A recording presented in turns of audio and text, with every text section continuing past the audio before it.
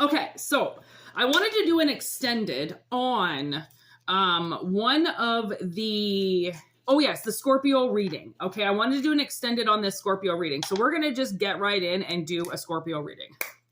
The cards are here. The cards are here because we did a short, okay? And the short has revealed, I got to talk more about it. That's all I got to say. I have got to talk more about this because the 1 minute video wasn't enough. So we have incoming, you're giving something back. Santa has arrived, okay? And the fly knows about it. So it's almost like I'm getting divine messages, okay? That somebody has been dealing with an aggressor, okay? A monster. Somebody that, when you met them, they were a perfect human and then they turned into a werewolf. The moon changes them. You might be dealing with somebody bipolar, but somebody that you got in pretty close proximity with was not who you think they are, okay? Whoever this person is that got very close into your group, okay, they are screaming drama queen. It's really sad, actually, because this person just assumes when they bust out their drama queen that everybody's just going to stop, praise them, and then do whatever they say. And it's like I feel like there's a monster, okay, this bipolar person. They are some type of monster that needed to be exposed for trapping you all the time. Okay, so whatever this feminine, I feel like it's a feminine energy. I mean, because the drama queen, but it doesn't necessarily have to be a feminine. But I feel like somebody has been punishing you. Like the story of the crow. I believe Eric and I forget her name, which is really weird. Shirley or no. No. Anyways, whatever the hell her name is, they go to the city and petition something with the violations of the building. Okay, so they actually did something involving the city. Okay, and that's really weird because yesterday we were talking about somebody trying to evict you or get you to do something illegally when actually they're supposed to be doing it. And if they've been trying to get you to do this illegal thing, okay,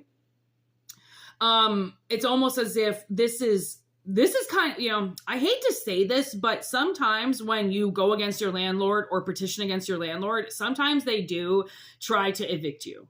Okay, but that's the thing, is it's just somebody trying. It doesn't necessarily mean that they're going to get the results that they want. If they're playing dirty, not, all law is crooked, okay?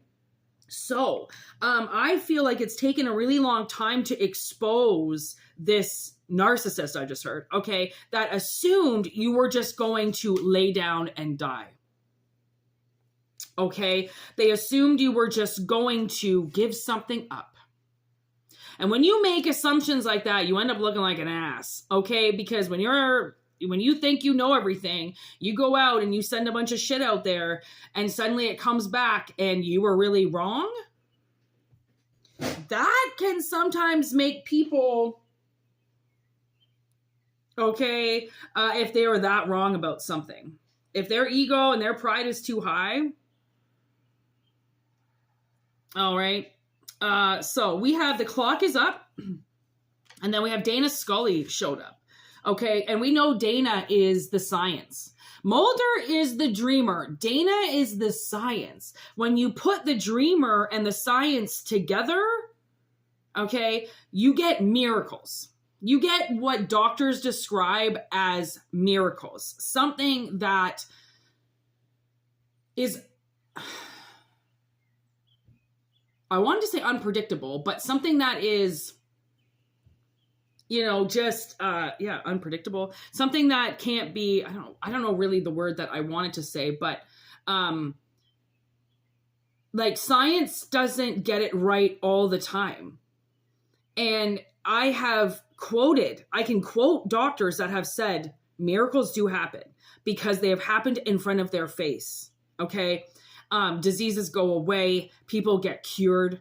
There is no explanation other than you either believe it or you don't. And I remember when I was living out in New Brunswick with my mother for a few months, a while ago, they had cheap movie nights on Tuesday. So we would go to the movies and, oh man, we saw some really good movies, to be honest. But there was this one movie that she made me go and see. A lot of these movies I would have never watched on my own, but whatever, it was $5. So I'll go with my mom. And there was this movie, and I don't know if I forget what it's called, but it's about a little girl that had something wrong with her head.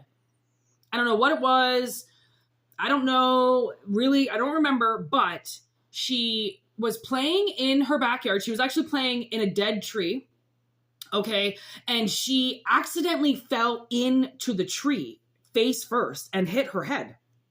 And when she was out cold, she said she saw this butterflies and she said she saw this crazy shit while she was this is just a little girl, okay, while she was passed out in the tree.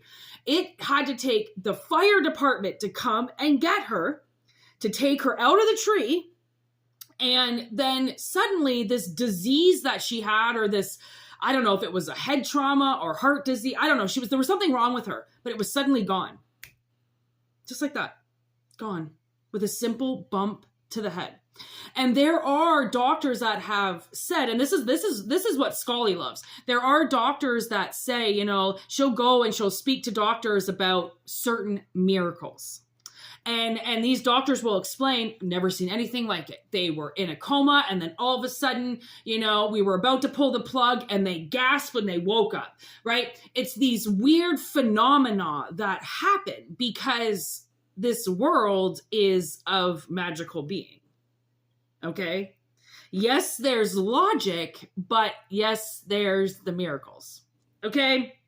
We have to believe in them because they're there. So whatever this person, this werewolf monster, gaslighting narcissist tried to do, the sun is coming out now.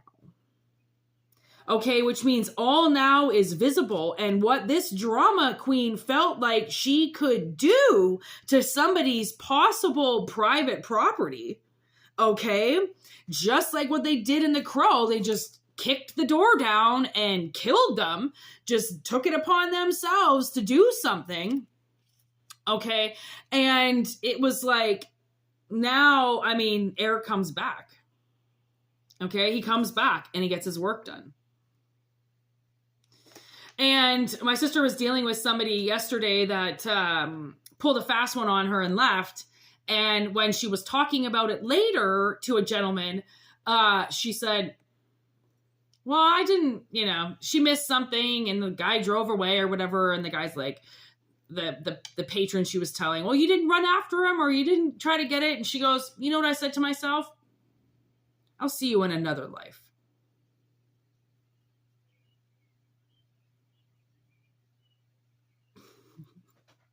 See you in another life. Oh, you think you can pull that one on me? See you in another life. Okay. Honestly, I was like, that's what you said? And she was like, yep. I'm like, good for you. Okay. This isn't some type of, this is all kind of a war, and it's just all about how you play your cards and how you play what you've been given and how you play the money that you have and how you play the cards that you're dealt. And it's all about how you play because it is a war. And this is some type of fucked up game. Okay. I don't know if it's for the rich and fabulous down here watching us fucking little ants. Okay. Scrummage around trying to make our lives worth living or try to survive or try to find food today, whatever they're laughing at, whatever they're getting a, knee slapper with. Always remember, goes around, comes around. You sit there, you watch people struggle. Okay. You kick people out of situations because you're the man, right? You're in control. You're allowed to do whatever you want, even though it's inhumane. You're allowed to do whatever you want. You're grown up. right? Fuck these people. Just remember, I mean, the things that you do come with consequence. Okay. And if somebody is doing something, okay, and they're a little delusional and they're not really thinking straight, it's going to come back and bite them in the ass one day. And the thing is I love to tell this story because I know how true it is. And obviously it comes from spirit every time. I don't sit around and think about this, but there was this time where I know for a long time, my stepmother has wished for my sister and I to perish because she's a drama queen and she wants my father all to herself. So she's done a lot of different tactics over the years to get my sister and I to disappear. Okay. She's very strategic in the moves that she plays. Like she's playing a chess game, you know, like she knows when to move at what time in order to make my father, the king, disrupt himself, okay, and get moving for her specifically. Everything has to be done for her. He's not really allowed to have children anymore, even though my sister and I are not children.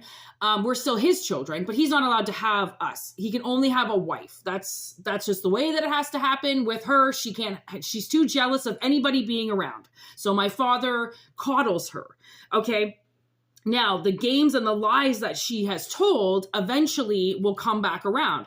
So she has wished death on my sister and I our whole lives. There was an event, the last event that my family ever had. She's not a part of my family, remember. I was born and raised. So there was an event. Of course, she was there, right? Cindy always has to be there, right? First, you know, up everybody's asses, she's almost like she would be the teacher's pet. Okay, she's the teacher's pet. She has to be involved with everything or people wouldn't want her around because she's an awful person.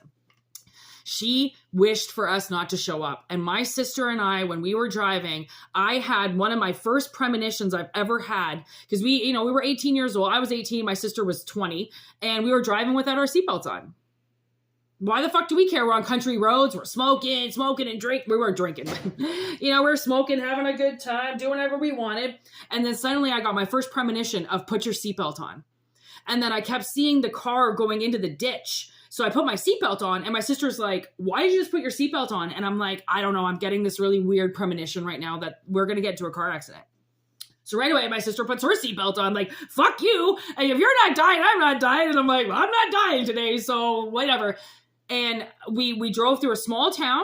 Okay. So I don't know, maybe 5 to 10 minutes later, then we get back on the 80 again. We get back on into the highway and we're going and going and going. Like, I mean, it's not, the town is not right there from where this happened. And then all of a sudden I look down to change the CD and I look up and there's a car directly in front of us. We're on an 80. And a car is just suddenly smack in front of us because there were stop signs on either side of the road. And this old lady didn't see us and we hit her going 100. T-bone the bitch going 100. And, my sister's car was a complete write-off. Nobody died. We all survived, thank God, because I put my seatbelt on. My sister put her seatbelt on not less than 10 minutes before that. Okay. So my ESP, okay, was flying even at 18. I listened to my gut. I heard things. I went with it. And look where I am now. I'm a channeling guru. Okay. I can channel anybody if they're dead. Okay. So this is a huge warning sign because then all of a sudden I didn't know then that it was a possible death prediction. Okay. I also know that God is always with me. I've always had this angel with me that has saved my life multiple times because of my parents' irresponsible neglect. Okay. So I've had a spirit with me and Cindy, okay, obviously I haven't spoken to my father, been a part of my father's life for 10 years now. And I found out, I don't know, maybe 5 years ago that Cindy actually went right through a stop sign, just like the old lady did. Okay. Courtney and I didn't do anything wrong. Right. So Cindy did what she cursed onto us. She must have said, like, I hope somebody goes through a stop sign. I hope somebody goes through a red light. Okay. Something like that. And somebody did. But then so did she 20 years later. Okay, literally, it was about 20 years later. She went right through a stop sign and flipped her car. My sister's car didn't get flipped. Old lady's car didn't get flipped. Cindy's car did, though. Okay, so always remember what goes around comes around. You send out a death, if you send out a death curse to somebody, you send out a death spell to somebody, and it doesn't work. Oh.